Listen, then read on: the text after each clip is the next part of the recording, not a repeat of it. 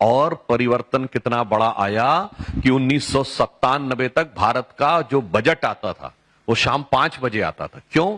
क्योंकि अंग्रेजों ने शुरू किया था कि लंदन में जब 11:30 बज रहे होंगे तो लंदन के समय के अनुसार भारत का बजट आएगा। 50 साल गुलामी की मानसिकता को ढोया है कि लंदन के समय के हिसाब से भारत का बजट आता था।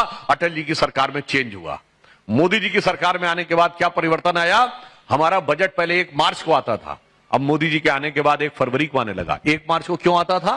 क्योंकि ये इंग्लैंड के मौसम से तय होता था। वहां मार्च के महीने में बर्फ पिघलती है और कामकाज शुरू होता है। हमारा मौसम ये कहता है कि जून के प्रथम सप्ताह में हमारे यहां दक्षिण भारत में मानसून आ जाता है। जून का मध्य आते आते पूरे भारत में मानसून आ जाता है। तो हमारे अनुसार मई के प्रथम सप्ताह तक जो भी वित्तीय आवंटन है वो पहुंच जाना चाहिए।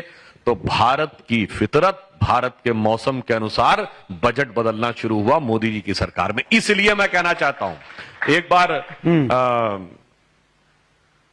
माननीय मोहन भागवत जी ने एक शब्द प्रयोग किया था, स्वतंत्र तो हुए तो हम स्वाधीन तो हुए, स्वतंत्र नहीं हुए। तो हमारा तंत्र, याद करिए कश्मीर फाइल मूवी का डायलॉग, सरकार भले ही उनकी है, सिस्टम हमारा है। तो मैं ये कहना चाहता हूं, प्रधानमंत्री श्री नरेंद्र मोदी जी ने जो कहा है कि 25 वर्ष का समय ये अमृत काल है, इसमें 5 बातें उन्होंने कही है। नंबर 1, देश को विकसित राष्ट्र बनाना है, जो अभी आदरणीय नितिन जी के साथ आप बात कर रहे थे। नंबर 2, इसके लिए गुलामी की मानसिकता के हर प्रभाव से अपने को मुक्त करना है। नंबर 3, अपनी विरासत पे गर्व करना है। नंबर 4, इसके लिए कर्तव्य का पालन करना है। नंबर 5, कर्तव्य का पालन सामूहिक रूप से करना है।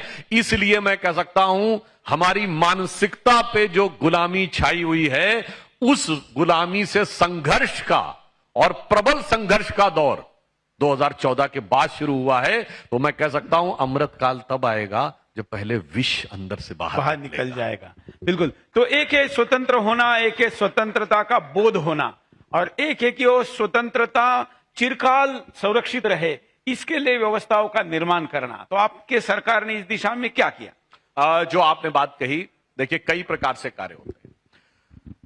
कोई भी कार्य हो, सबसे पहले हम विचार और की बात तब करेंगे जब विकास सुनिश्चित हो। विकास तब यथार्थपरक होगा जब समाज की अंतिम सीढ़ी पर खड़े हुए व्यक्ति तक विकास की किरण पहुंचे, जो दीनदयाल जी ने अंत्योदय की बात कही थी। तो आप याद करें,